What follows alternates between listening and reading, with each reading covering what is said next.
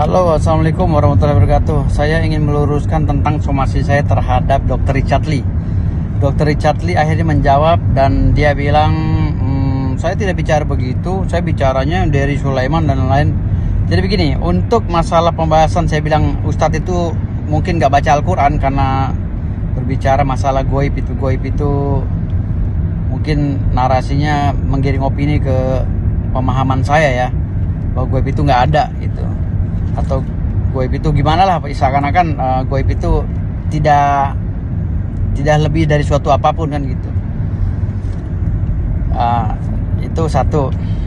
Saya sudah luruskan bahwa memang setelah saya tahu ternyata Ustadz dari Sulaiman, dan saya akhirnya ya udah, karena memang beliau Ustadz beneran dan saya nggak tahu kapasitas beliau sebagai apa di podcastnya si Dr. Richard Lee. Pada saat itu kan saya bingung, kok bisa masuk dari Sulaiman masalah pesulap merah gitu. Dan saya baru tahu hari itu, oh ternyata pesulap merah dia lagi ada statement untuk pesulap merah ada Ustadz dari Sulaiman. Ya udah, saya nggak masalah. Lalu saya setelah ketemu di Danish, saya kaget tuh. Saya juga podcast dengan Danish. Saya bilang, loh kok ini mobil siapa? Saya bilang gitu. Ustadz siapa? Jadi mereka kayak ketakutan, kayak merasa gimana gitu loh. Seakan-akan menciptakan cipta kondisi ya, seakan-akan saya itu sedang kesal sama Ustadz dari Sulaiman gitu kan.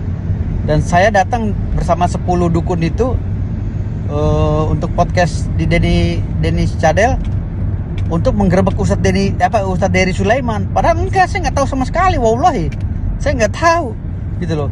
Dan saya sangat menghargai para asatid, para habaib ya kan. Jadi saya sangat, apalagi juriat Rasulullah seperti Said gitu, saya sangat menghargai gitu loh. Artinya di sini nggak ada lah, saya nggak bisa diadu domba dengan Ustadz dari Sulaiman. Saya nggak tahu menahu gitu kan. Kalau masalah saya bilang Ustadz itu mungkin nggak baca Al-Quran, ya mungkin ya karena pemahaman saya, kok bisa seorang Ustadz tidak percaya dengan yang goib gitu. Sementara di Al-Quran kan udah jelas-jelas itu surat Al-Baqarah dan lain-lain menjelaskan tentang kegoiban kan gitu.